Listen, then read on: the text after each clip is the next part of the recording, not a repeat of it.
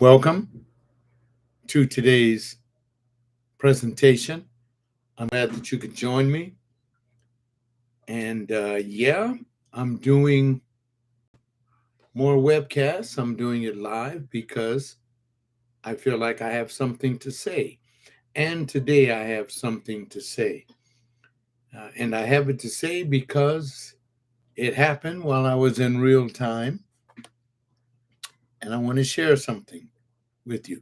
I call it a spiritual reality check because you guys know, oh my gosh, I don't have the lights on properly. I never do though, do I? Because you guys know that um, I'm very real about my life and how I share my life with you. As a mature, older man, I have always been an avid communicator. Let me stand up and open up these blinds, put a little bit more light in here. There we go. A little bit more light in here on the subject. I'm 15 minutes early because I wanted to make sure that, well, because I have someone coming by to um, visit me today. And he may not want to set in on the webcast. So I thought that those of you that watch my webcast, do you think I'm a pretty savvy guy? Do you think I know what's going on out there? Or do you think I'm in dreamland? I don't mean the guys that don't like me because I used to be a pastor and I'm no longer doing that any longer. I can't do it, not in this society that I live in because the society is so enamored by fake people that I wouldn't dare try to do church again. Um, when I did it, I was a straight up guy, as we talked about in the last webcast, and I'm a straight up guy now, today. And I want to share with you an incident. I'm not going to give any names, but I'm going to give you the incident truthfully because it happened. And it caused me to literally question not who I was, but question the person I was talking to. And I don't like being around people that talk to me like this. I've come to the point in my life when I run into people that are less like me. I would rather not be around those people. I don't care who they are. If it's people in my family, if it's my mother, if my mother says or said something to me that I didn't appreciate as a grown man, I would communicate to her that I do not approve of such language. Let me tell this person, I got a friend of mine contacting me from Shanghai, and I got to tell him um, I'm doing a live webcast now on YouTube. If you want to check me out from there, you can, and maybe join into the conversation. Thanks a lot, number 11. It's the YouTube channel John Cole 1234. And I hope that he has a chance to tune in. I I talk with people wherever they are. And that's what this conversation is all about. I've always been like that. I don't have to know your background. I if you're a male, especially, I'll communicate with you. Anything you want to talk about. I'm not afraid of you. I trust you. As a senior citizen, I'm not one of those persons that afraid to go outside because somebody may oh, I know what I can do with my friend. I can go live right now and he can see me here right now. I'll call him and let him look in while I do this. And if he picks up, he'll be able to see me live while I do this. I forgot about this. Uh, I hope that he can pick up. But you know me, I'm the kind of a person that now it's all about truth. I guess he's going to let me rest. It's it's all about truth as I see it, and not about truth how the other person sees it. Because, and especially if I'm older. PR, okay. HQ up at my he's 7th event. All right. He's calling back. Hey, 11, I want you to watch as I do the webcast. I'm doing a live webcast now. And that's right. You can laugh at me all you want. But listen to my argument and see if it makes any sense. I'm looking forward to later, please. Just clean uh, my, my front yard. Very. Okay, well, yes, if you want to watch, you can live. I'm on live right now on YouTube. If you go to my YouTube page, okay, you can see me all the way from across the ocean.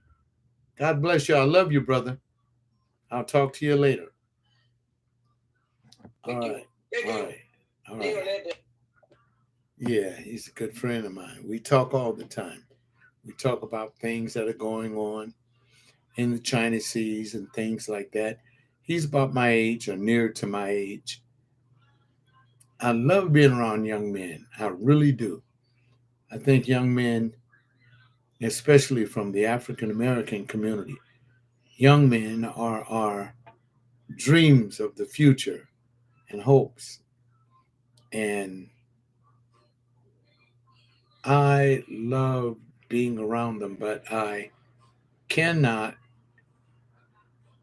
I will not be challenged by a young person that doesn't have enough sense enough to know what is going on.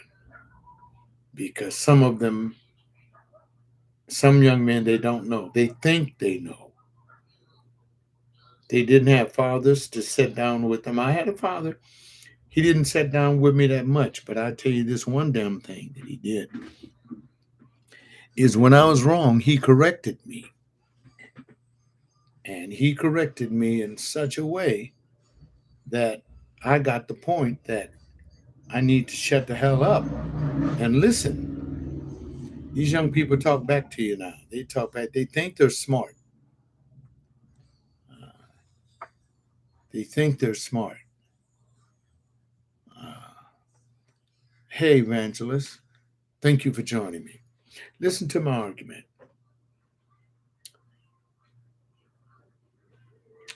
I don't drive anymore. You guys know that. I told you. It's not because I'm incoherent, not because I lose my way. I don't drive because I choose not to drive. I don't want to drive in Los Angeles anymore. There's too many cars here, too many people. There's too many chances of me getting wiped out. And I darn sure don't like riding with someone that is, um, oh, thank you. Thank you, Richard. I try to keep nice lights around my study because makes me feel like I'm alive. Something exciting is going to happen. These are my quarters. I sleep in this room and I work in this room. As a man 79 years old, I have nothing to hide. I let you know what I'm all about, what my life is all about, why I'm headed in that way. I had some on my last webcast. You have to see it to believe it. I had this wild Christian guy, I guess, contact me, and well, I left it up there. You can read what he said about me, and it didn't hurt my heart. I was ashamed for him because, and I did go to his page. He is a real person. The only thing he does is criticize people that doesn't agree with what he agrees with. I think that's a fallacy. But anyhow, I ran into the same thing today because a lot of people are like that. A lot of young people are like that. When they run into something that they can't cohere with, whenever they run into something that they don't agree with, they're going to try to correct us old people. Now, first of all, I'm not convalescing around a wheelchair and trying to get somebody to feed me soup out of a cup or a bowl or wipe my lips when I slobber saliva. I don't do that.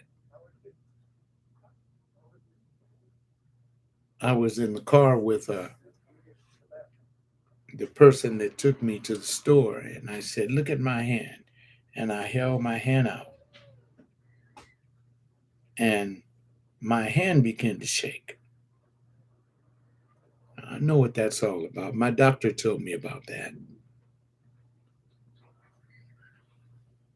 After I left the store, I got back to the car, and the food was in the car,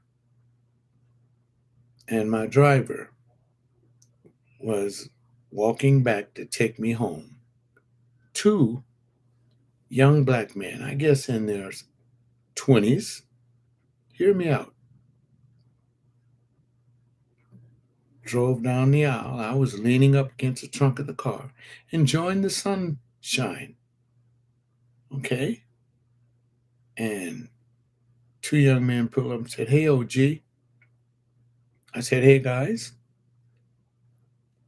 And one of them behind the wheel said, mumbled some words, and I didn't quite hear him. And he told me, he said, "I'm running kind of low on gas, and I'm wondering if you could help me." I didn't hear when he asked me that. And so I moved from the trunk of the car more towards the drivers in the car. Two handsome young black men. I love to see that. Full of health, vitality, and I don't fear anybody in the black community. I don't fear anybody's going to rob me, hurt me, and I wouldn't care if they did.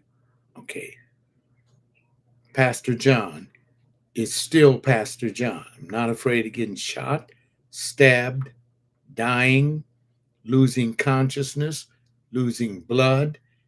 I don't fear my own people, especially black people in America. I do not fear them. I've never feared them. I'm going on 80. I've never been attacked, stabbed, shot, or manhandled or treated poorly. I know that a lot of black people come up in homes like that. They're getting beat around, badgered, and I don't. So I talk to people. I walked up to the car and I said to the young man, "Oh, you have to speak seriously." I was like in the driver's window, almost leaning in. "What is it that you would like?" And he said, "I'm running low on gas. My friend is running low on gas, and I wonder if you could give us a few dollars." And so I said, "Well, I don't carry cash." I said, "I just left the supermarket and I never carry cash because I don't need it. And so I'm sorry." But then I saw my driver uh, headed back towards the car from the supermarket, and I said, "Well, here comes my son." You see, that's what I do. I call all these young men that operate with me my sons. I love them. I'm not like the hypocritical pastor that just want to love the church members. Well, you know what? If you knew some, this is good. I'm so glad that you're speaking with me because the evangelist Buki said that he or she, I don't know whether, that they know someone that got robbed like that. Okay. I've heard of people getting robbed like that. Listen to PJ. I've heard of people getting robbed like that. Uh, I agree. Young people need a job. If they need a couple of dollars for, but I didn't try to lecture anybody. I do enough of that out of my office here and on my website and on my Facebook page. I got all these pictures of my life and everything. I hope the pictures and the comments can help people understand. But these two young men, you have to understand PJ. PJ digs young black men. I dig them. I think that they're the most exciting species in the world, especially in America, because we're in the richest country in the world, and all these young black men can be anything they want to be. As a matter of fact, I was telling you a couple of days ago about the young man that got a teaching job, and a person with white privilege came to his classroom.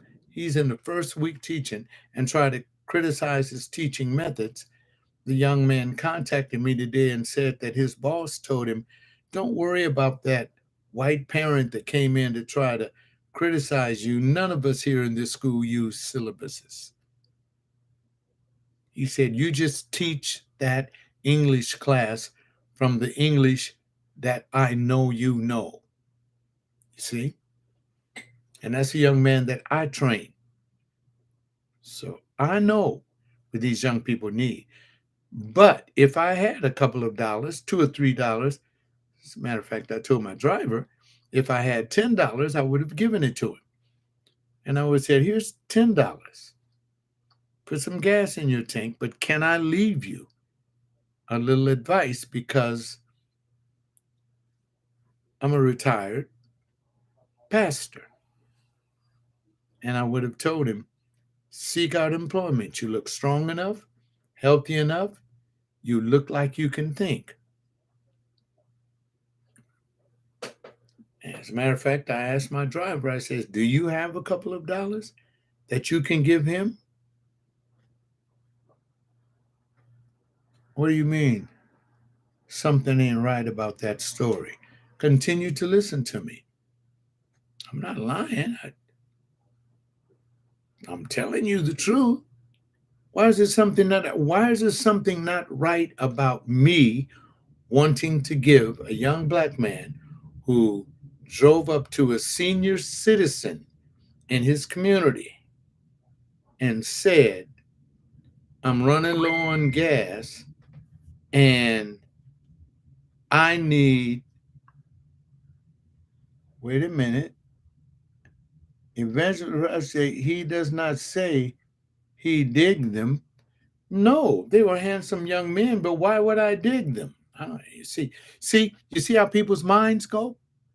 People's mind go there. If I wanted to pick somebody up, it sure wouldn't be in a parking lot of a supermarket. And they would have to give me some kind of acknowledgement that they dig me in some kind of way. All right. So hear me. My driver came and because I showed him that my hand was shaking in the car. And I said, "Oh, this shaking is starting again." And my doctor told me about that. And so my driver started off on this tirade about you have to be careful walking up to these cars because these youngsters will shoot you, stab you, and why are they in the parking lot asking for gas? They got there somehow. That's how us seniors get robbed. Now, but listen to me. Hear me. That's how you may get robbed. If you're a senior, you said we, so I'm assuming. Let me share this with you. I don't fear getting robbed. I've been robbed before. As a matter of fact, 2 times I was robbed at my own behest.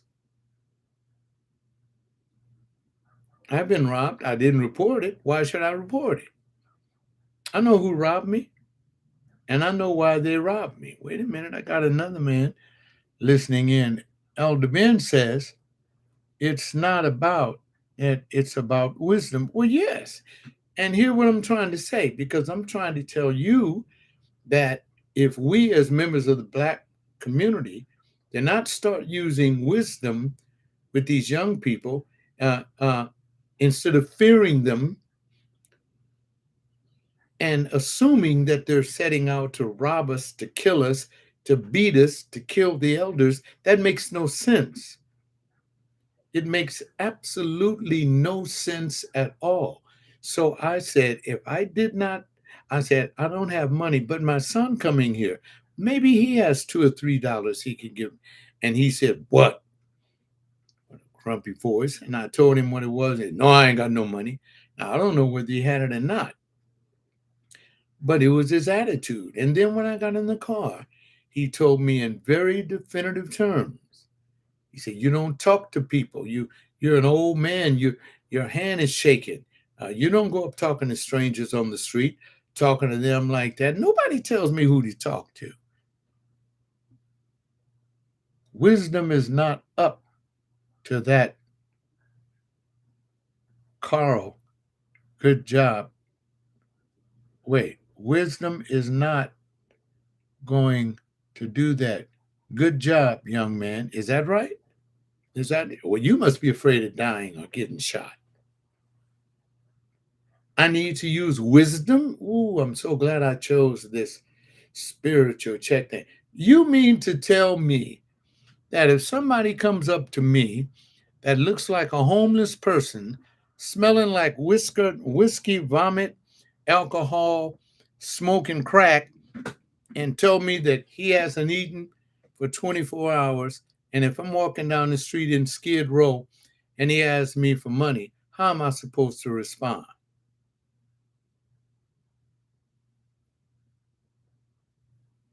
See, I want you to strive with me on this because I'm 79. These youngsters don't scare me. They can't threaten me with anything. You're absolutely correct. It's different. They can't threaten me with anything. They can't threaten me with death. I want to die. What's the matter with you? I'm a Christian. That was my faith for my entire adult life. And now I got a chance to die at the hands of a young man that needs some gas, that may be confused because his daddy beat him or his mama raped him or the whole community turned against him. I don't care if they pulled up in a car or a stagecoach or a wagon. What if we were in one of the countries on the continent of Africa where they don't have as much? And I don't mean they're big cities because they've moved on up. But what if we were in another country that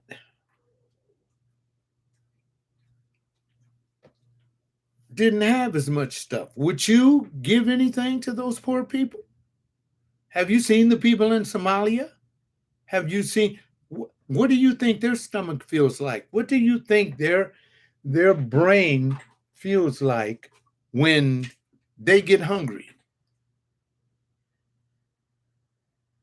You think they would come and ask you for what would you do? Tell them to go to the United Nations? And I'm telling you, most of the people that's listening to me come from a Christian background, from church. And you teach all this stuff in your church and your religious organization. But when it comes to doing it, you won't do it. Now, here, Elder said that Los Angeles is a different territory. Wait a minute. Ooh, I love you, man. But I was born in this city in 1944, LA County General Hospital. I grew up in the Will Rogers Projects on 103rd and Central. Look it up on Google Maps.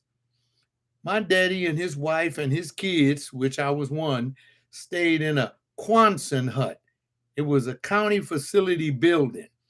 I was in Watts in 1965, the day after the Watts riots broke out, burned down all the black community. I was there. And you tell me LA is different? LA hasn't changed. But if you mess with people, they will mess with you here. And they're the same way in Europe. You see those white Europeans don't want the African people to come there, running them out of town and everything else. People are people. It makes no difference where you're from. This is what I'm contending for. I'm contending. Wait a minute. The elder says he's laughing out loud. I'm glad we can laugh about this.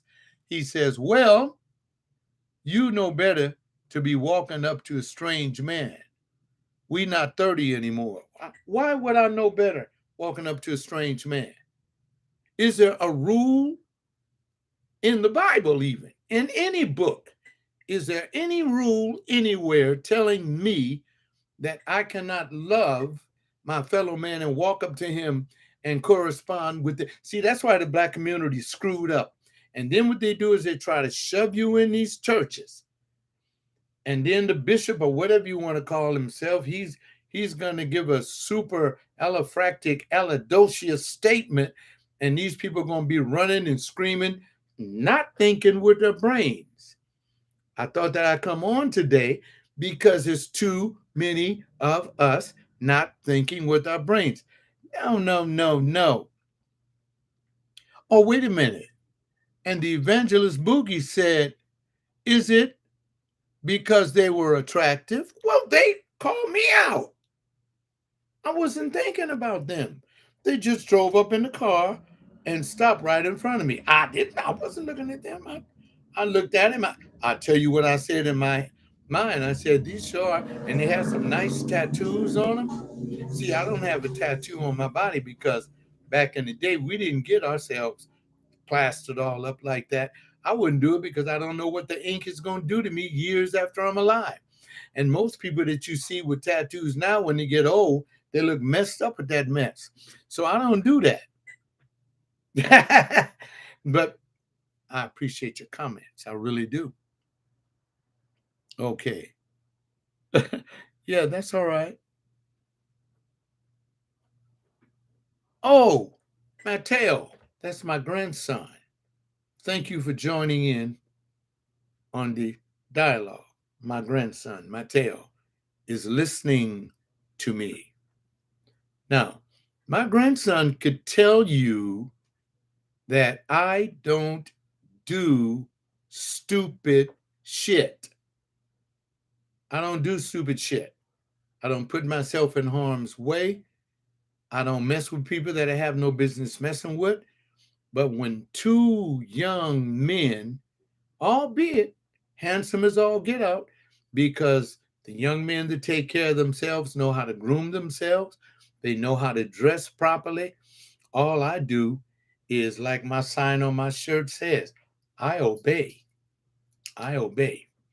And I obey my conscience. And so, all right, let me continue to talk to you. No, I didn't get robbed or anything like that. Okay. Evangelist Boogie says, is it because they were attractive? No. They sought me out. I didn't seek them out. I'm not an old gay man going around trying to seek out young men or young boys. That's jail material. Okay. All right. Elder Ben says this. They probably were gangsters looking for a come up. Glad you're safe. Now that with that attitude, Brother Evangelist, I wouldn't go to any church that you darken the door because you don't love nobody but yourself.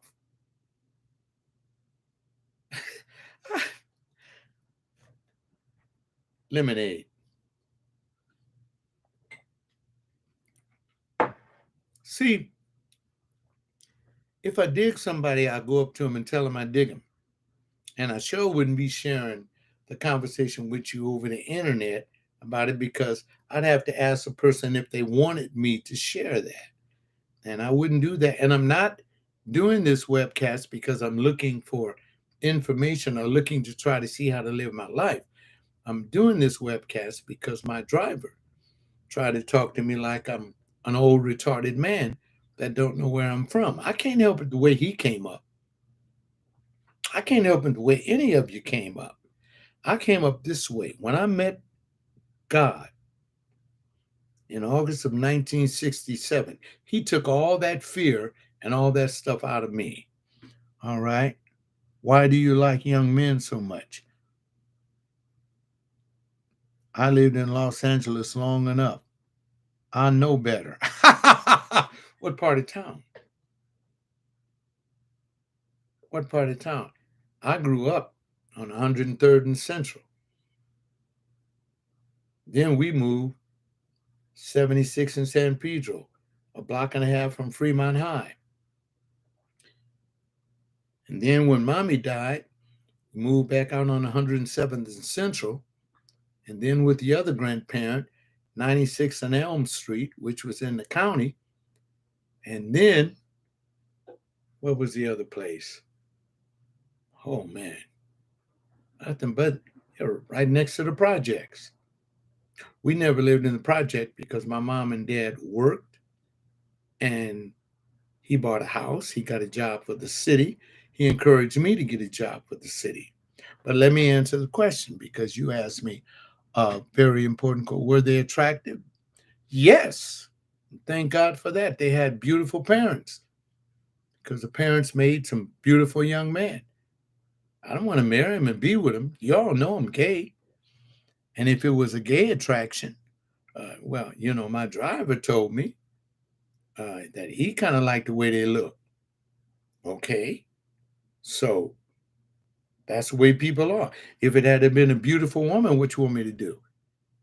Latch hold to her because she's beautiful? No. This has nothing to do with the beauty of a person. This has something to do with the hypocritical fear of many Christians that say that they love God and trust God and want to obey God, but castigate somebody as a criminal when I'm telling them my story. But I appreciate you. I really do. Now, someone asked something else. Now, you lived in Los Angeles, and I don't know where you live, and that's not fair. You can type in where you live, and oh, here it is right here. Stayed near Vermont and King and lived in Leimert Park. I have seen the decline of my beautiful city. Can I talk to you? Okay. Young men can do it too. Can do what? You have to tell me what that means. I've watched the decline of my beautiful city too, but you know from whom? From white people that then moved in and gentrified all these houses that these black families own. I've watched my city go down when all these white people moved in here. All I hear them say on these little gadgets is, what is this helicopter flying around for? What you think? People are out of jobs. They ain't got no money. The economy is bad. You got a lot of refugees coming over here. Why does that give you the disposition not to trust young black men in your community because they're driving around? And how do you know? I don't even know whether they had a job or not because I didn't ask them. That was none of my damn business. So why would you make an assumption like my driver did? Oh, they just rolled rats and they just this. That's why black people can't get along with anything. See, I love black people. I never thought about the people that I pastored in the church like that. I never did that. But all I'm trying to do is just trying to, you know, tell you that I'm still a spiritual man and I have these spiritual revelations when these things come up. Now, let me see. Okay. Young men can do it too. I don't understand. Boogie explains what they can do. Use their beauty like women to scam gullible people. And what makes you think PJ, me, is gullible?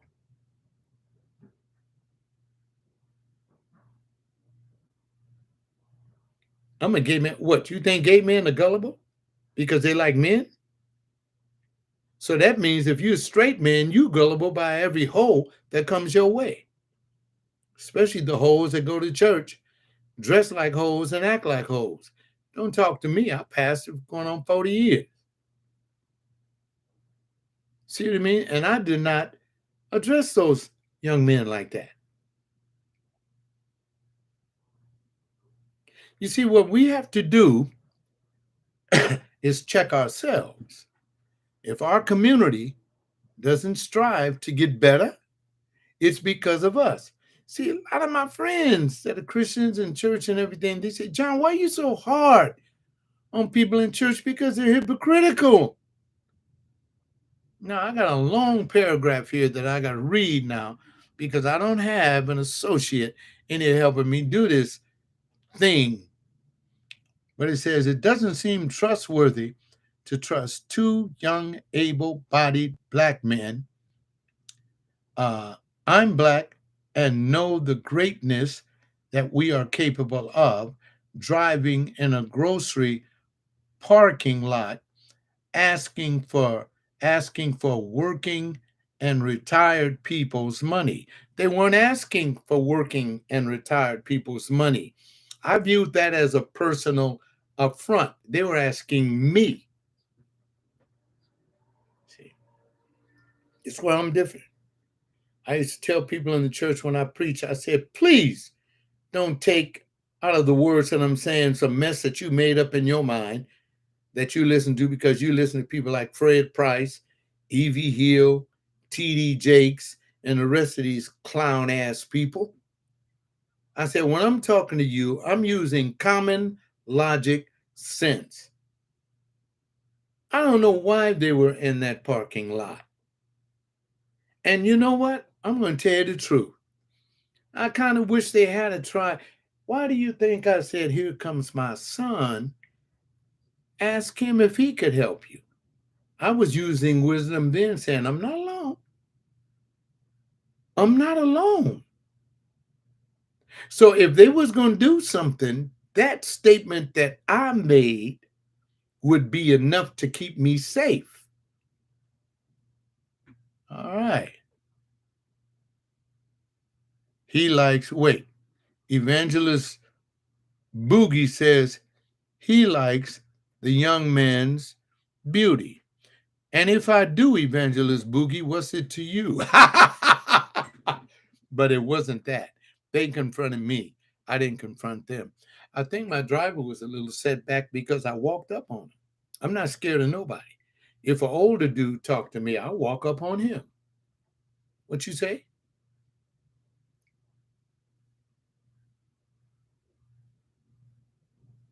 See, we got to get it right. Man, I'm loving these conversations because our young people and younger adults have no wisdom. As a matter of fact, what my driver did, he had the audacity to take me to Google. Wait a minute. Elder Ben said, was your son there when they pulled up on you? Well, let me answer this question. He was putting the basket in the basket rack at the end of the parking aisle. He was in viewing distance of me. Yes. Oh, no. You walked up to the car. Yes, I did. I walk up to your car. I ain't scared of you, him, nobody. And what could he do but kill me? That's what makes this conversation so damn interesting. What could he do but kill me? Now, why would I be afraid or not willing to die? Hmm? How many years did I preach that God is my refuge, a very help in a time of need? I didn't need him to help me because I was demonstrating love. Yes, love for the beautiful two young black men. What's the matter with you hypocrite preachers? You don't love nobody but yourself and the damn offering plate.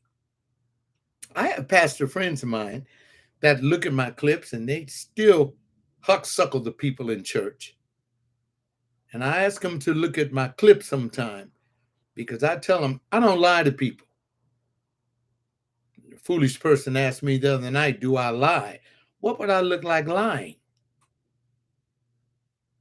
I don't lie. Why would I have to lie? My God. But I understand.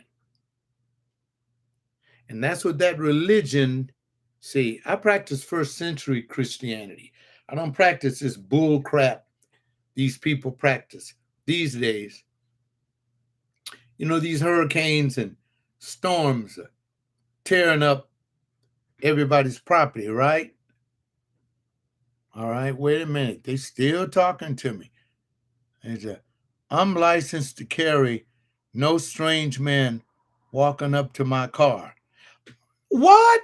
Wait a minute. And you mean to tell me I'm not a strange man if you contacted me? See, you miss it. I don't arbitrarily walk up to nobody's car and start talking with them. Only a nitwit would do that. Follow the conversation and stop letting your mouth run off from your brain. You're stupid. I didn't say that. And you can always rewind this back and listen to it. And that's what's wrong. You're not listening and you think you know more than me. You don't know diddly squat. And for those of you that are trying to learn how to talk with people when they try to hucksucker you with a thesis that don't weigh anything, don't mess with me. Wait a minute. I'm loving this. I love it. Elder Ben said, that's that.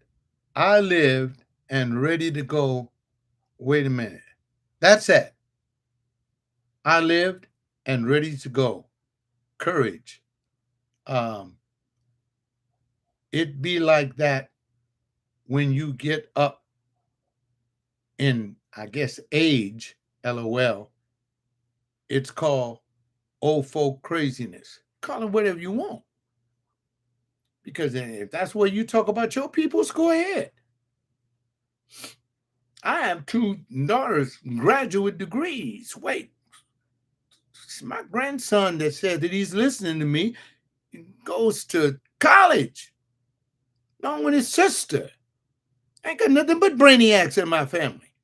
I don't have a bunch of street urchins walking around asking for $2 for gas. Now, if that was my grandson asking for gas, I'd tell him to be cautious because he got a nice curly top of hair. And if them boys saw him looking better than them, they'd probably get a jealous streak from a dude in the ghetto and want to shoot somebody. I'm aware of that. But please, you need to get real with it. Strange men drive up to you and you walk up to their car. That's scary, Pastor. No, it's not. Why is it scary? Where are you living? Where are you living that a person cannot walk up to you and ask you a question? Is it the law in this country that nobody's supposed to ask you for money? Huh? Help me out. And now I'm a deranged old Negro. I don't have to be rich like Oprah Winfrey. I don't have to be tall like LeBron James. See, now if I was one of them, you'd be, oh yeah, you right. You right. Yeah, because you following, they're not going to let you in their house. I don't want to go in there. Oh, here it is. Then the evangelist Boogie says to me, I hope then that young men that you like can protect you. Beauty only goes so far. Well, ooh, that's a good one.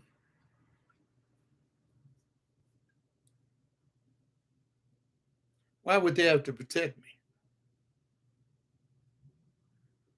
Every time a young man is by my house and he leaves my house, I say, come here, man. Give me a hug. I said, be safe, man. I'm praying for you. Use wisdom. Remember the conversations we have here.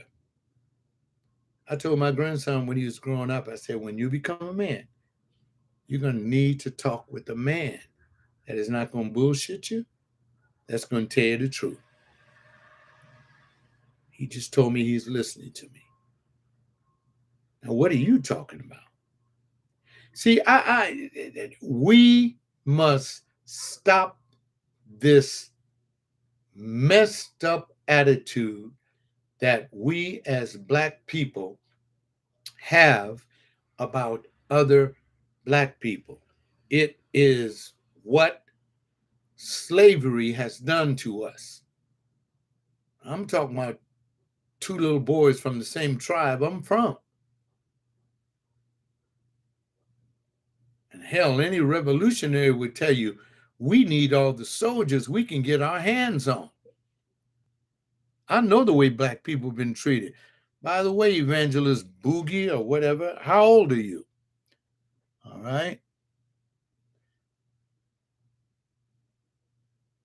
Okay, wait a minute. I got somebody. Elder Ben says, my folks is educated and crazy. I know us for real. And he's laughing out loud. You just got me. Hey, you got it with a mixed up group, bro.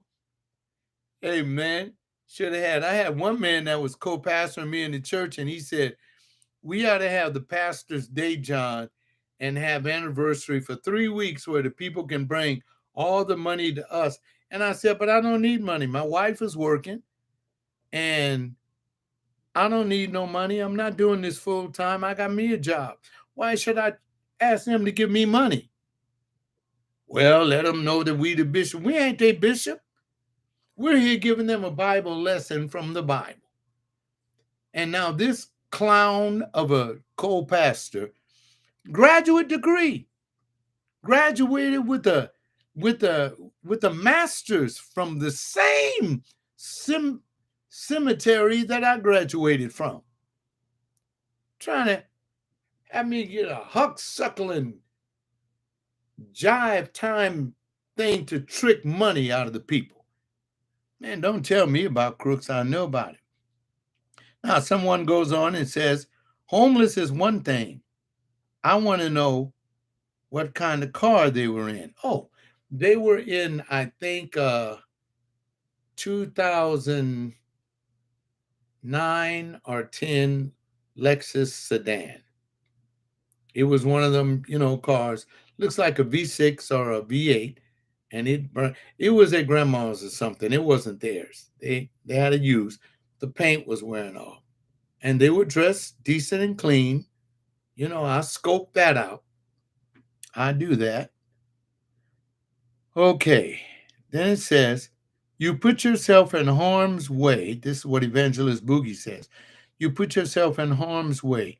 Your son needs to be able to support you. Well, you agree with my son. But I told him he can go to hell because I know what I'm doing.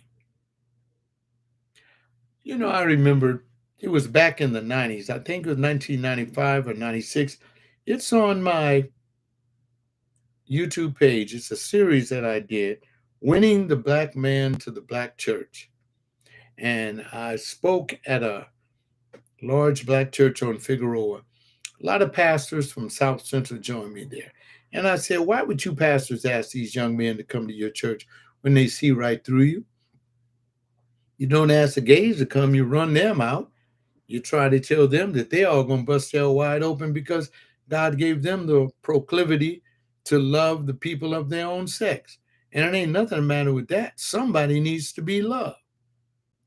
And so any religion that comes against true love in that sense got to be questionable. But that's another subject altogether.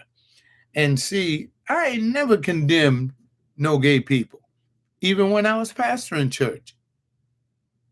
Yeah, I stayed away from the conversation. Why? Because I was gay. You think I wanted to put myself out of a job? Are you crazy? Wait a minute. Let me keep going. Now, Pastor, you don't ask a beautiful lady like me, my age. Well, I don't know whether you're beautiful because I ain't never seen you, so I can't answer that. Since I've been told I look young for my age, even with a few white strands. Well, let me look. Girl! No, I'm sure you're attractive. I'm sure you're attractive. I don't have a problem with that. Elder Ben said, old Lexus sedan? Yes. Sounds like attempted robbery to me. Oh, man, you cannot be a black man that says that you love the black community. You cannot be. You, you, I remember I went to Jack Hayford's church. I got the clip up when I confronted Fred Price. When I went to Jack Hayford's church, it's on my YouTube page. And Fred Price was there, and Ken Omer was there, and all the rest of them. And they're all trying to get this thing where they can get all the money from the city. I remember because as an apologist, I was doing apologetics on KKLA 99.5 FM, and I blasted them every Sunday night. And I told these people, don't be taken in by these shysters. They're nothing but crooks, pantomiming as pastors. And I told him, I said, you know what? I don't want to live here beyond 70 years old. I said that. A lot of people tell me, oh, don't speak the words because you can speak truth. I don't care about you and your superstition. The people that I derived from told the truth all their lives. My African forefathers spoke truth into reality, and I am a portion of that truth. Let me keep on going. Oh, I love this conversation today. Now, Elder Ben says, old Lexus sedan sounds suspect. Then Evangelist Boogie says, well, I wouldn't call that love. Sounds more like enablement.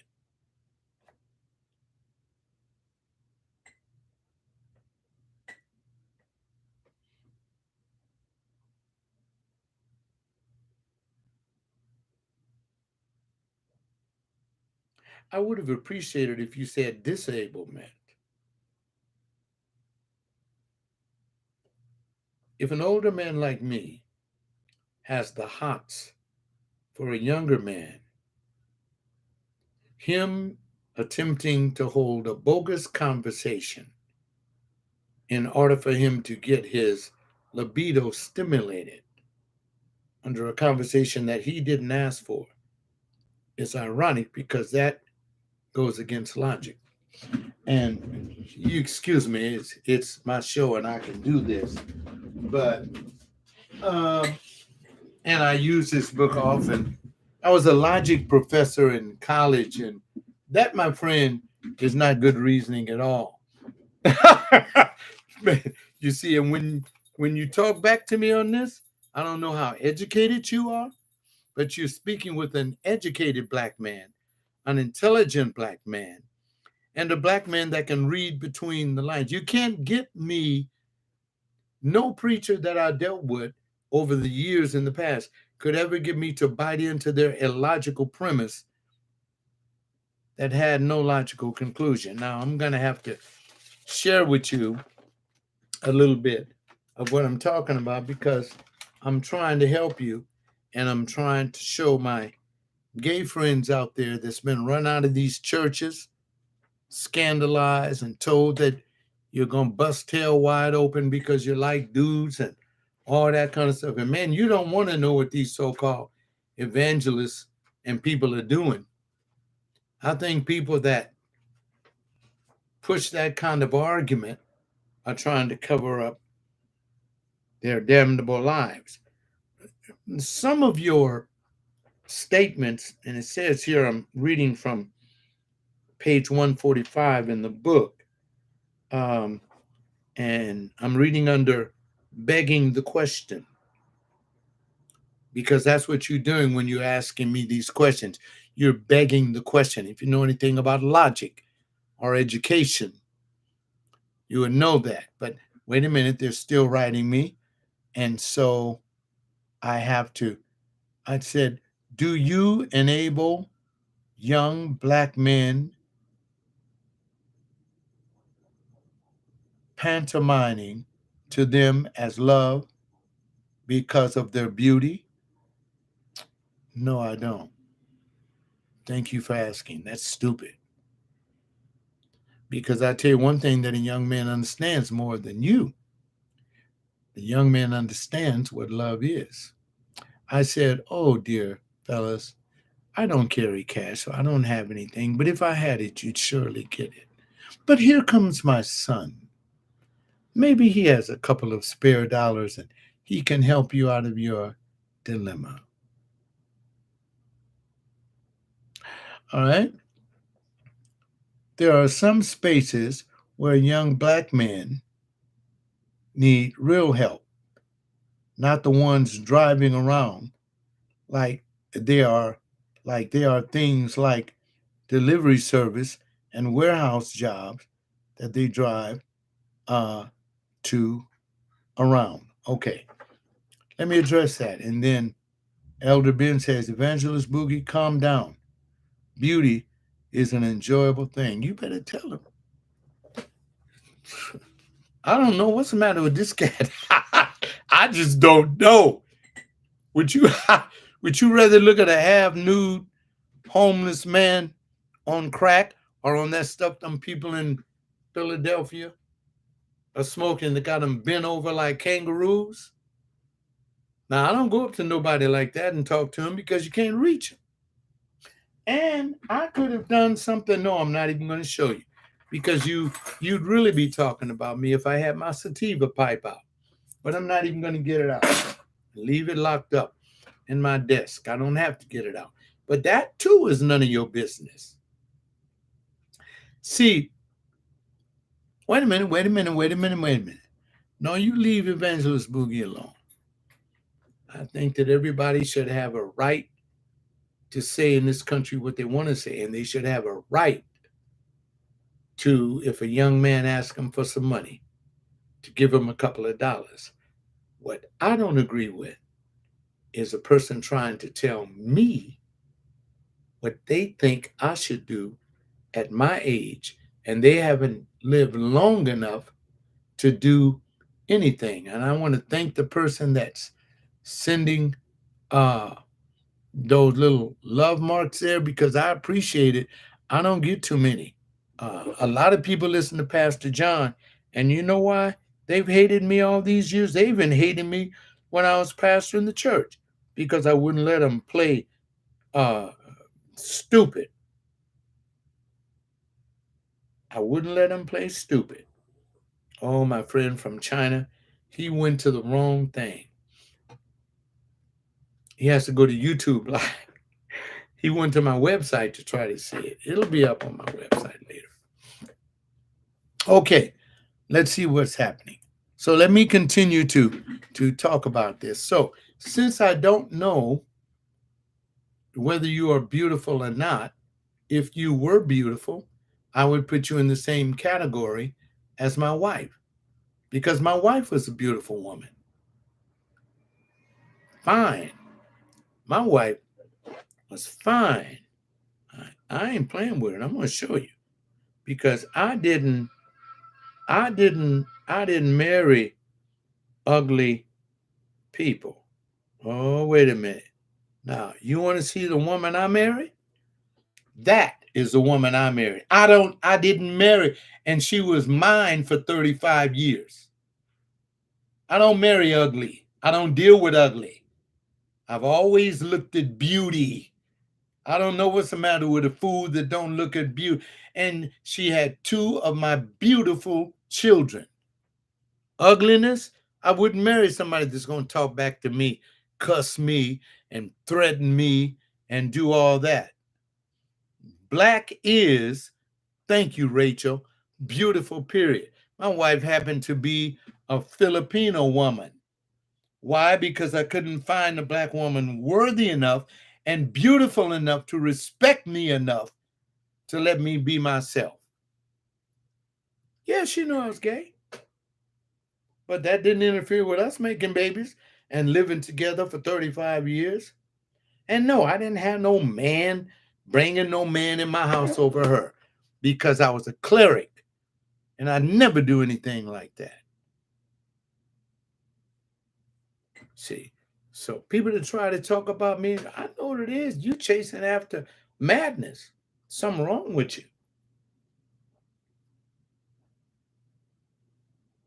And I'm enjoying this conversation. It's wonderful. What you call him, Elder B? You sound like a creep. Yeah, right. You see, he. That's why I thought that I'd come on and do the cast because we have these issues in our community, and you don't know anything about the person you have these issues about.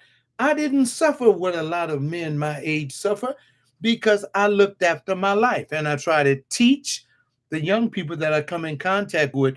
Don't just get with somebody because they put their panties off or their pants off and jump in bed with them. I tell gay guys that. Don't be doing that mess. You're gonna fool around with. They got the monkey pox and measles pops and snap, crackle, and pop and all that kind of stuff.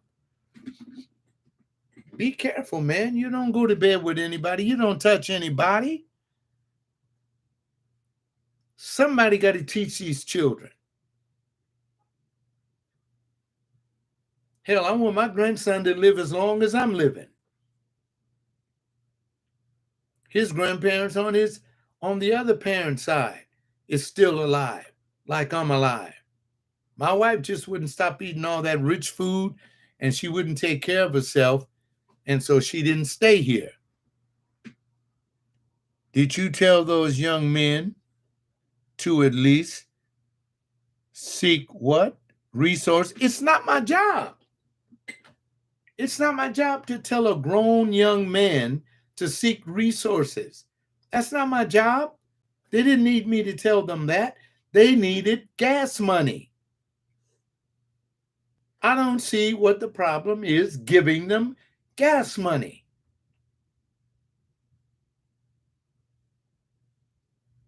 I'm telling you, these Christians in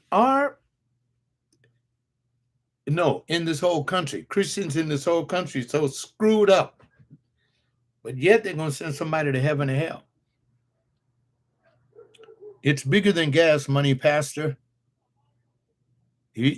Evangelist, wait, Elder Ben said, Evangelist, keep living, sweetie.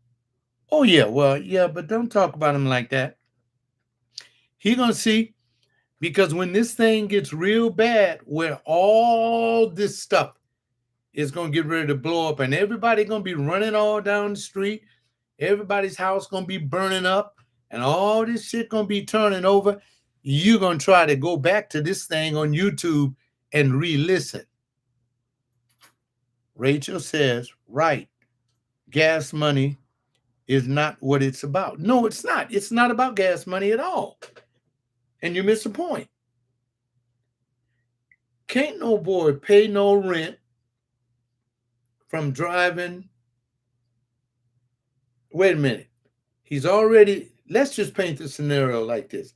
He's already living in a one-bedroom apartment with his mother and his two other siblings. And you want him to get a job driving a prime Amazon truck. And from that, you want him to not only put gas in his car, pay $2,500 rent, pay for his food, help his mom out, and everything else on the paycheck that he gets. Now, it would do you well to look up how much these young people are making. This is slave wages, man. Slave wages. Working their asses off and getting nothing for it. But to help the old people feel better. Get a job like I had one. No, brother. When I had my job, I was living in my daddy's house, staying in one of the bedrooms of his 3 bedroom house. And my neighbor, which had the job with me, was taking me to work. I didn't have no car. I couldn't make it. I haven't forgotten that. Telling me to get a job. Now, see, and that's why some of these youngsters is going to start hitting somebody. That's what they're going to do. Wait a minute. Then Rachel Callahan says he needs resources. If that was his life for real and truly trying to manage as a social service worker, I can assure you that he wouldn't have had time to be at the grocery store parking lot asking for money. Correct. Since you work in social services, you know. I was a city employee for what, 18 years. I know the city I live in. I don't have money and just have a, oh, look at, I have a house, he can get a house. I have a car, he can get a car. No, he can't.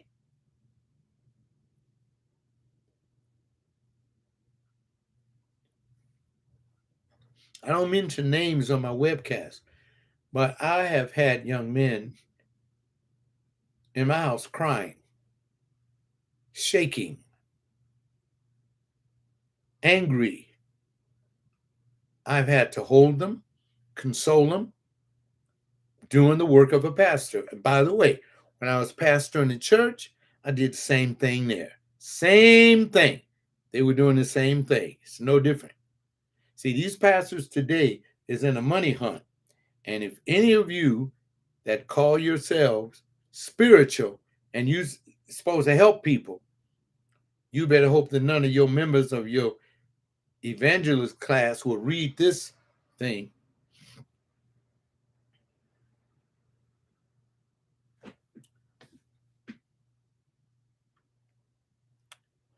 You know, Elder Ben, you said they don't make strong men anymore. Who is they? What are you talking? Now, you know what that was? That statement right there was special pleading. You know what special pleading is? Listen to what my logic book says. Applying a double standard that is exemplified in the choice of words. They don't make them. See what I mean? You're talking to a logic professor, man. You can't talk with me like that. Man, I can't believe it. Elder Ben says, we out here cuddling their irresponsibility. You know, when you said we out here, you sounded like a person that I communicate with. And there's only one person that uses that term, we out here. Now I know who you are. Use your real name and stop playing games. See, they play games with me too, and they like to do that. They like to do that. But you know what they're trying to do? See if their argument works. These young people, let me answer the question. They don't make them like that no more. I have not had the privilege of meeting every young man's parents. I have met some. And there's a recent young man that I met. His grandmother is exactly my age. And the young man is a very sensitive soul. And he says, you know, you sound just like my grandma. You talk just like her. She grew up back east in a house like I grew up, had parents like me. And this young man understands me perfectly. And then at the same time, I can have another young man totally not understand me. And I'm talking to the lady in social services because I tell every young man that I meet that I think is having serious difficulty that they should see a professional. I don't try to do no neighborhood psychology on these boys. I get all my teeth that I got left knocked the hell out of my mouth. And I don't want that to take place. I don't play that in anybody's life. I happen to be a gay man that love young black gay men and Hispanic gay men. I like them both. I don't deal with white boys because they got enough help in their community. They don't need my help. I was looking at something on a YouTube station. A white fellow was telling the story about a white boy that went to prison and was befriended by an older male prisoner who later on, after he had won the young man, about 20 years old, under his confidence, raped him. And that's horrible. I think people like that, well, what happened is, I think as he told his story, he said that the young man killed him. And if I ever treat anybody like that, do whatever you got to me. I don't do that. Cuddling, irresponsibility. I wish you tell a room full of them, get a job like me, huh? Yeah, I bet. Let's see what else. And I want to thank you for commenting. It's a good cast. I'm waiting on somebody to come by and visit me tonight. But it says, well, Pastor, what you did was dangerous. Speaking from expertise, you could probably use some, here it comes, psychiatric, I guess he's trying to say, help too. We all are dealing with some, man, can you believe this? Undealt with trauma. Some more obvious than others. No, that's a lie. We're not all dealing with trauma. It's a lie from the pit of hell. And let me tell you why. There are certain people that were raised differently. I've always been raised to think and analyze everything. My wife used to tell me sometimes. She used to say, are you always right? I said, yes. Hell, I married you, didn't I? Have you ever been homeless? Have you ever been hungry? Have I ever been wrong about the decisions that I made for your life? I said, now, if you under some traumatic experience, speak about it freely, but don't put me on that stagecoach with you because I live on the no stress express. I don't live on an express where people get stressed out. I said if that young man had a gun and wanted to kill me, I wouldn't have stressed. I would have died. What's the problem? These men are not strong because they are being enabled. Well, what kind of a state you live in? You live in a blue state where they give them everything. Look at what DeSantis is doing. Everybody want to kill him. You know, one of these days I'm going to discuss this educational system, that, blacks want to give this new education and the whites don't want, they don't want their children messed up, having that on their minds and make them think they need a psychiatrist. You got to get out of that rabbit cage yourself. These men are not strong. I don't think these young men are being disabled. I don't think that Rachel comes back and says, well, religion taught you black folks that. Religion taught you black folks that.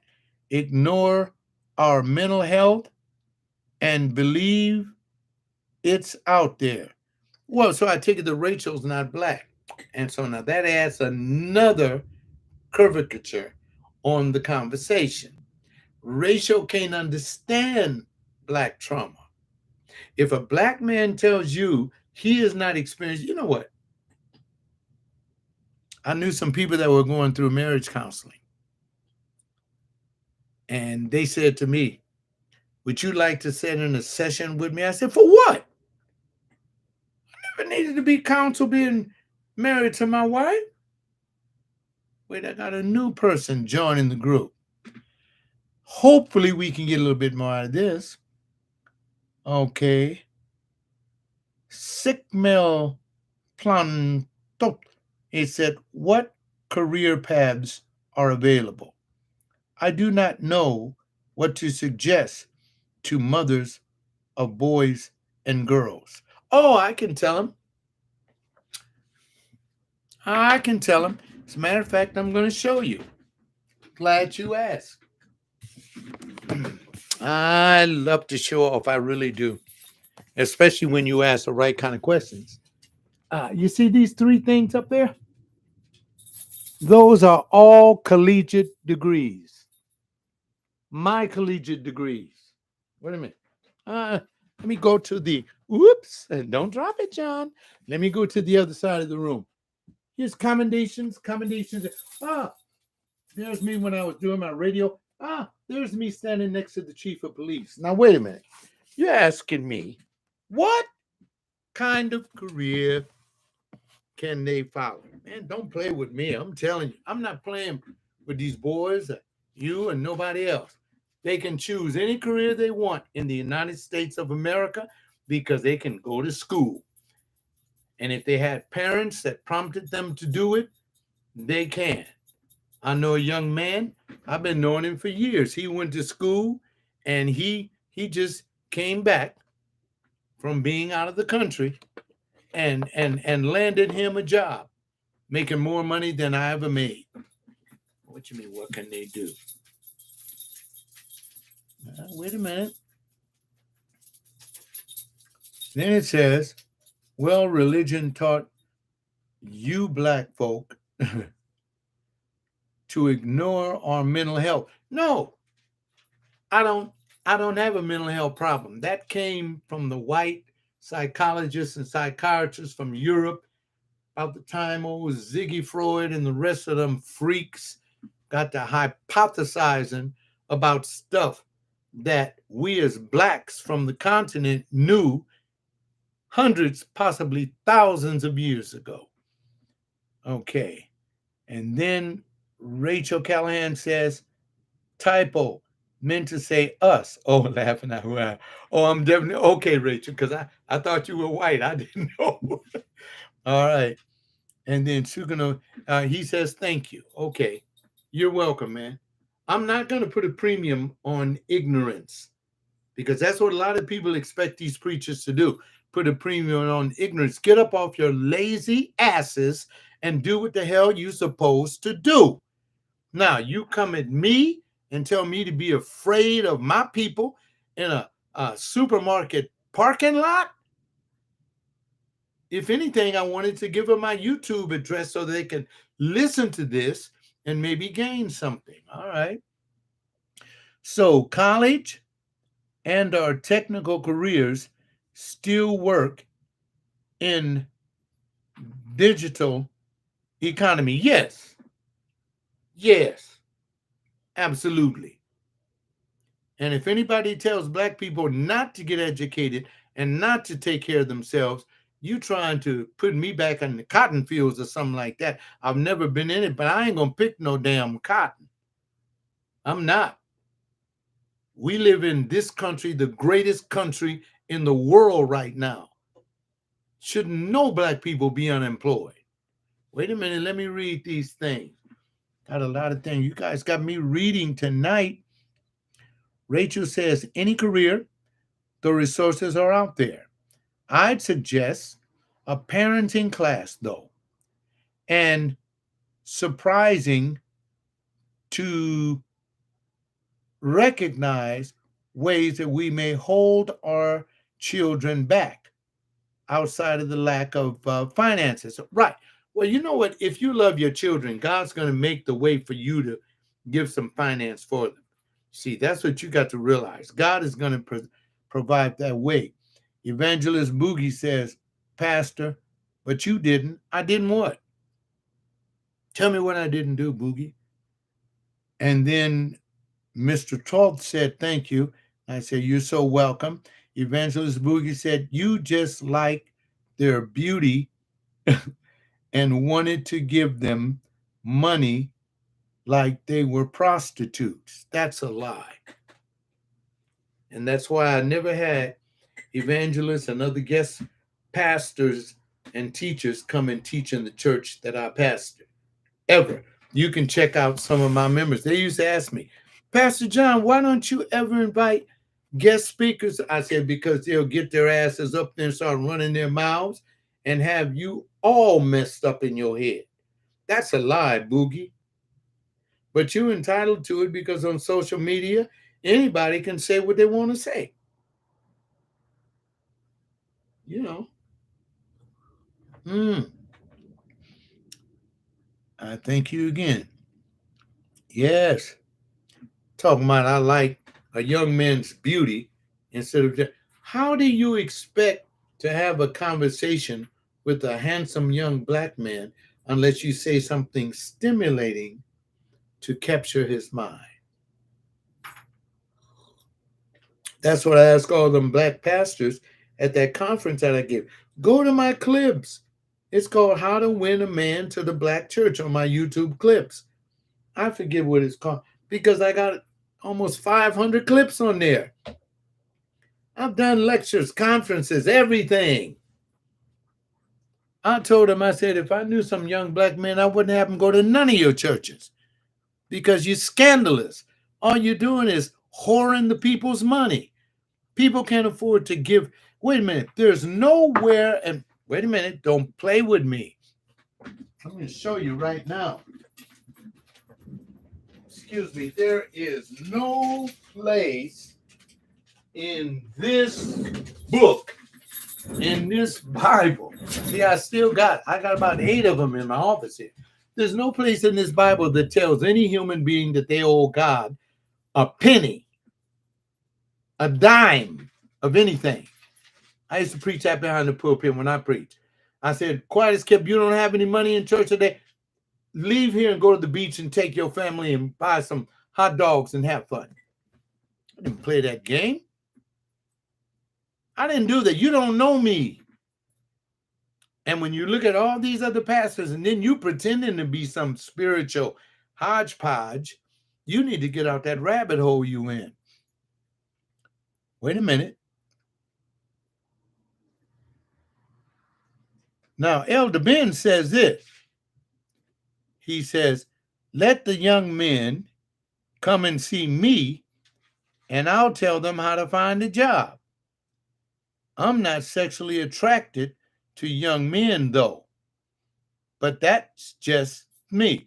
I'm not sexually attractive to young women or estranged young men or old women or old men. But I would tell them the same thing I'm telling you right now because I can. Wait a minute. Mr. Tolf says, so social media for the too young is holding them back and corrupting them, their growth potential. No, I wouldn't say that. Social media is getting them out of the rabbit hole that these adults are in when they try to use. See, what black people try to do, you have to understand black people. Black people always trying to give these orders and directions to people because they're telling them what they think they ought to do. But they can't get up and show you 3 earned collegiate degrees on the wall and everything else. They can't show you anything like that. They're just a bunch of babbling brooks.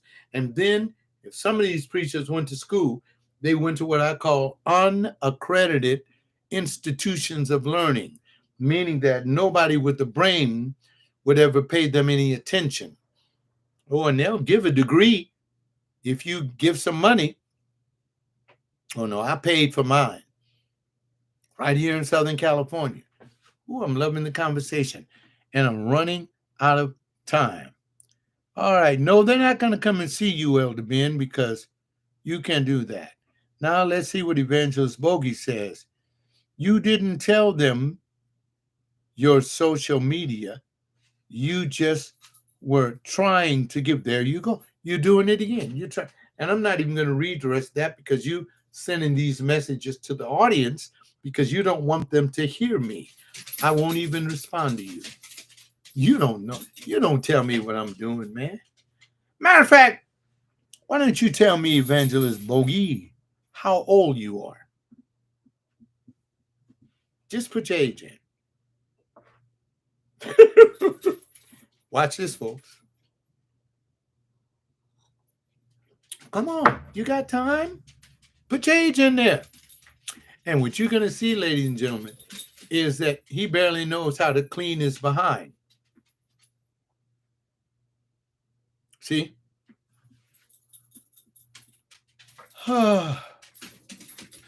Secret says, okay. So it gets him out of the rabbit hole. So it's still the game formula, prayer, and getting educated. Well, get educated. You can make some money. Well, they are young, grown men. Right. See, when I came up as a young, grown man, I came up from a daddy who was in World War II, stationed in Papua New Guinea in a supply company, bringing food to American and Australian and British soldiers that were fighting the Japanese in the Pacific. And when my dad got out of the army, he sat down and hit me. That's when men were men. And when my daddy recognized that I was gay, he let me know he didn't like it. And you know what I told him? Truth don't be a lie. And they talking in the shadows. Daddy, I can't help that. I like these little boys. See, a true gay person going to tell you the truth. Somebody that's scared of the naysayers and all the other people.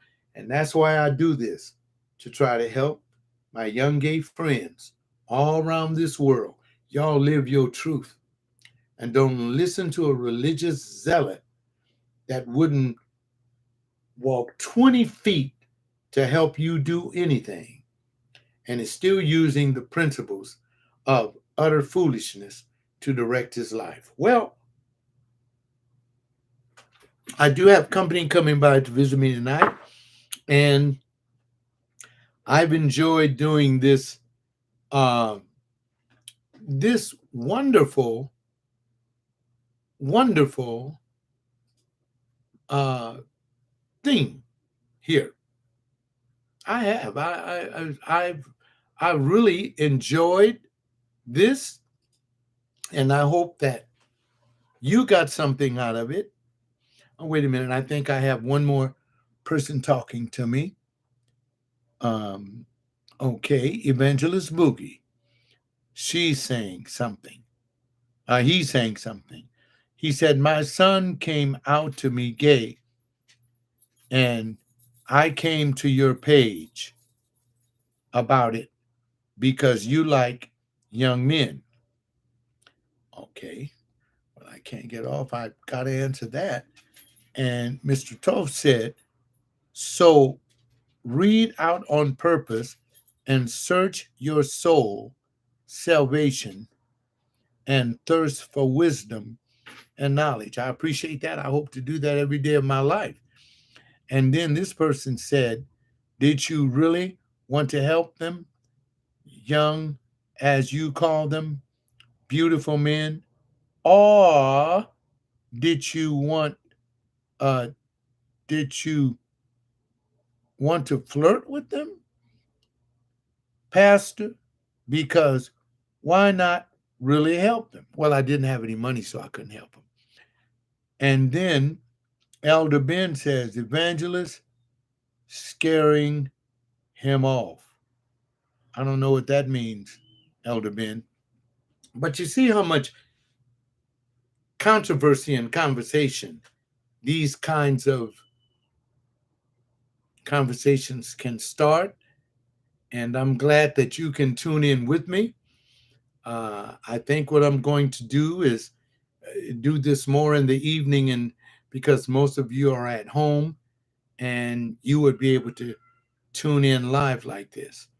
Um, we do have the right to disagree with each other, and indeed, I will disagree with you. See, in case you think I'm drinking, but I can drink anything I want, but I'm drinking lemonade. You know, I can drink anything I want because I'm in my house. I'm not sinning. Just like one of those evangelists asked me, "Do I sin?" No, I don't sin. What is that? The lack of conformity to the revealed will of God and the refusal of the creature to be related to his creator by faith? No, I don't sin. And most people don't even know what that is. Wait a minute. Prayer and education, like the brother said. Yes, yes, that's all. Prayer and education. That's what we need. And if I ever go back to that market again, I will because it's my regular market. I hope I see him pull up on the lot and I'll have $5 in my wallet on purpose. Say, here, now put some gas in that car. Hey, people, thank you for coming to uh, my page. This is what I do, and I couldn't do it without you, and I appreciate you. It would be good to have more people watch. If you'd like to invite your friends to watch, I'd sure appreciate it. But if you don't, that's okay too. Thanks, Rachel, for seeing my point. I know I'm not crazy. Well, thank you, Evangelist Boogie. I didn't know that you were on here trying to get people. See, I know who Boogie is. I know who Boogie is. And that's what Boogie does.